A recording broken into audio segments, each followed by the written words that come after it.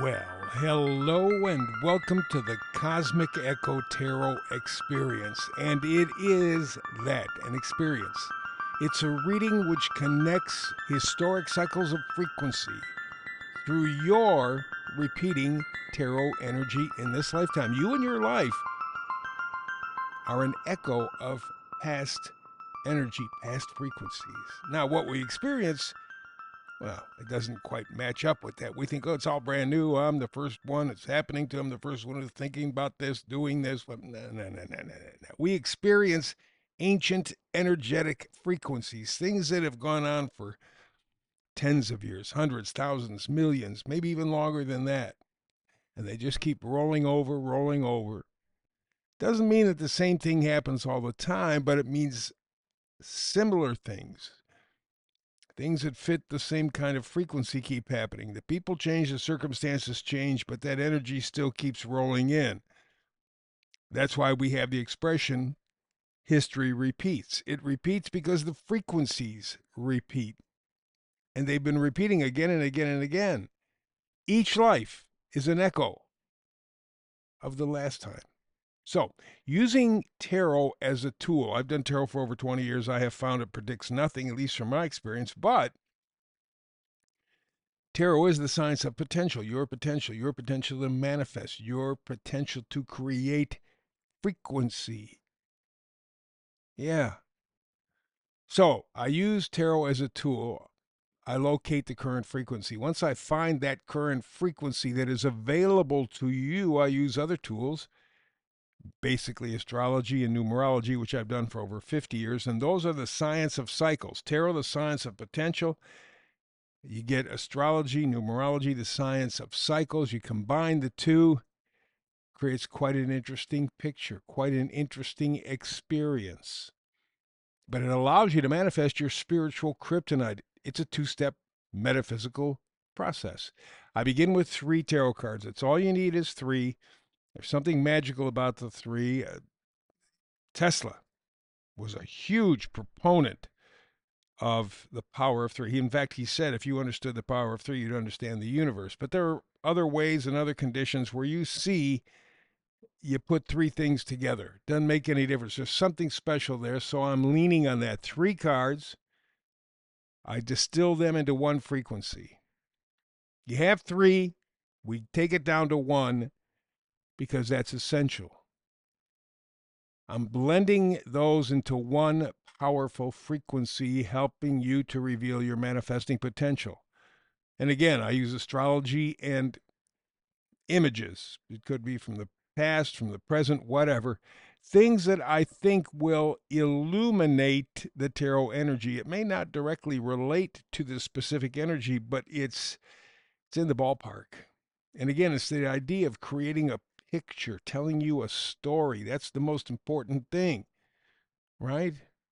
So, using astrology and those images, I help you imagine the essence of the proposed energy.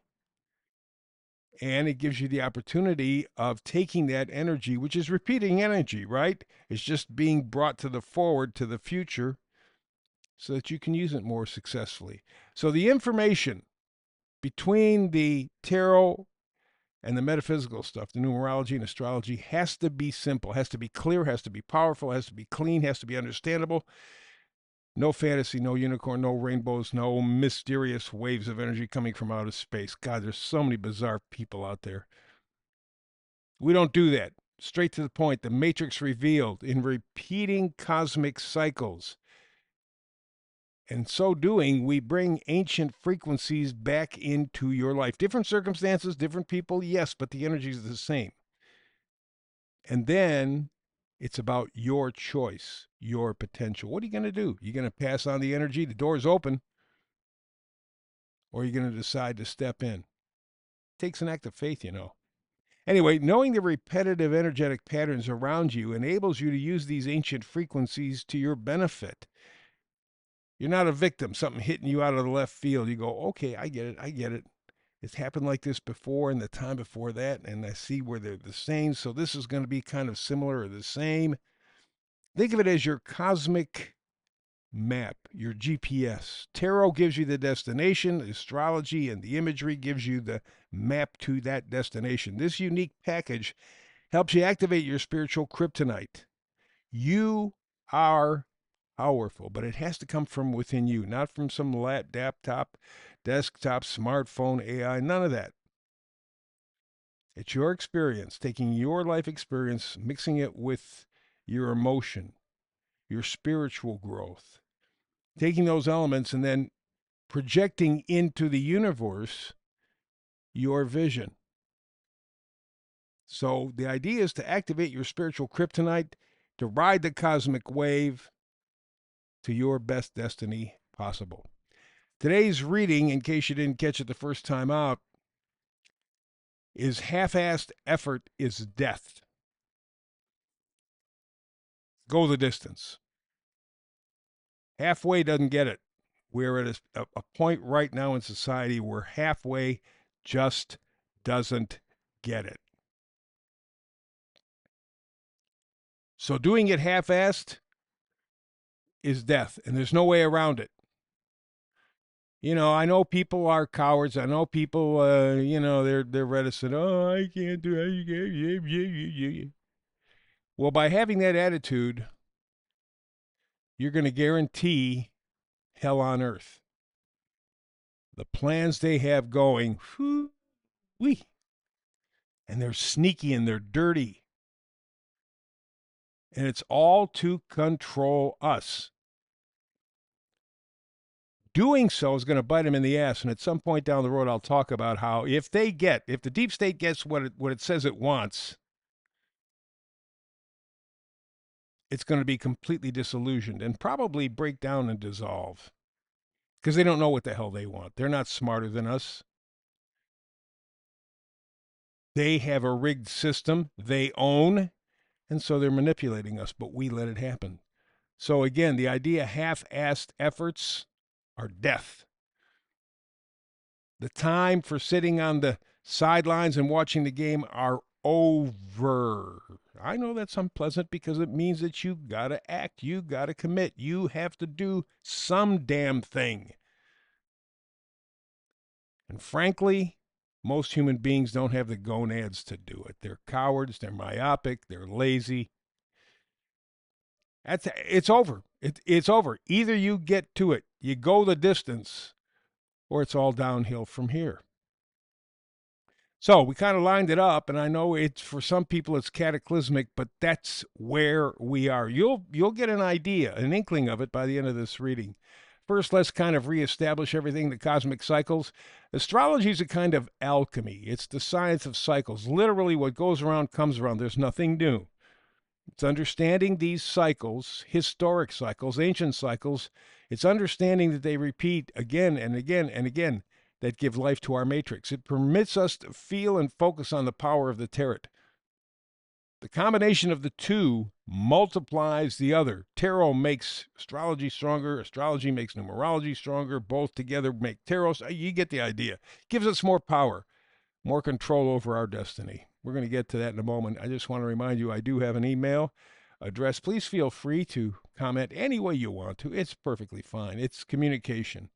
Tao-tarot@proton.me. Tao-tarot@proton.me. I'm wide open. I'm inviting you to take a shot. Good, bad, indifferent. Tao-tarot@proton.me. All righty, so let's get to it. Half-assed effort is death. Let's start with the astrology. All right, let's get the basis taken care of, and we move to astronauts. 2026 is the beginning of a roller coaster ride. I predicted that 2-3 years ago.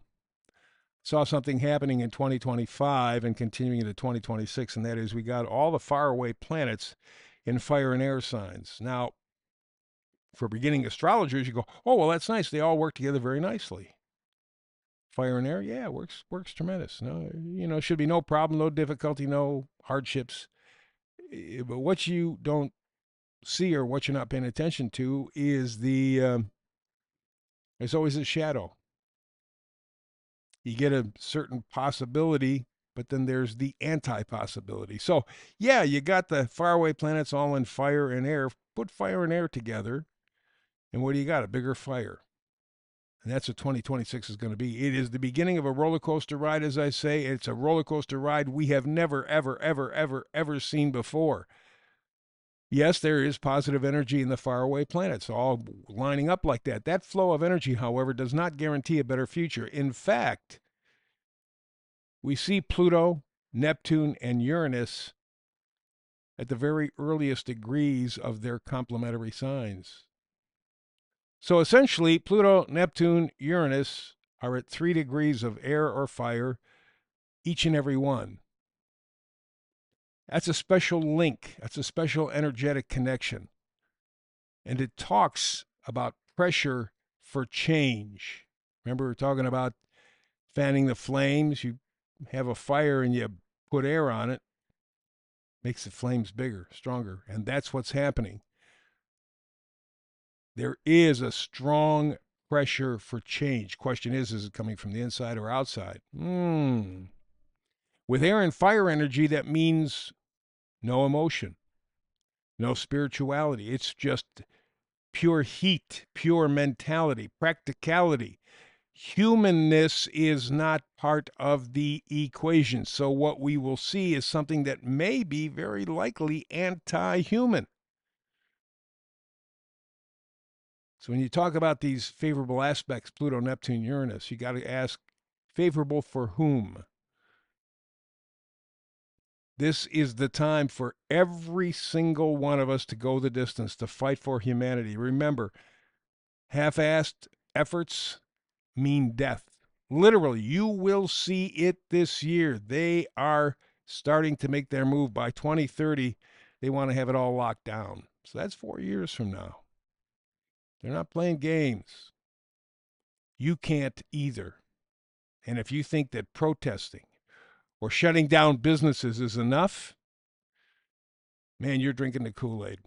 Let's go to the existential point. Some interesting stuff here.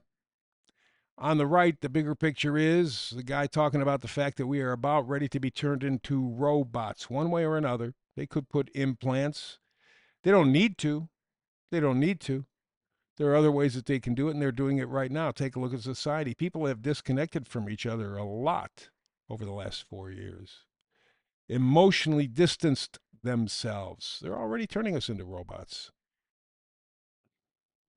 Then we got Nikola Tesla here. It says, when you understand that every opinion is a vision loaded with personal history, you begin to realize every judgment you make is a confession.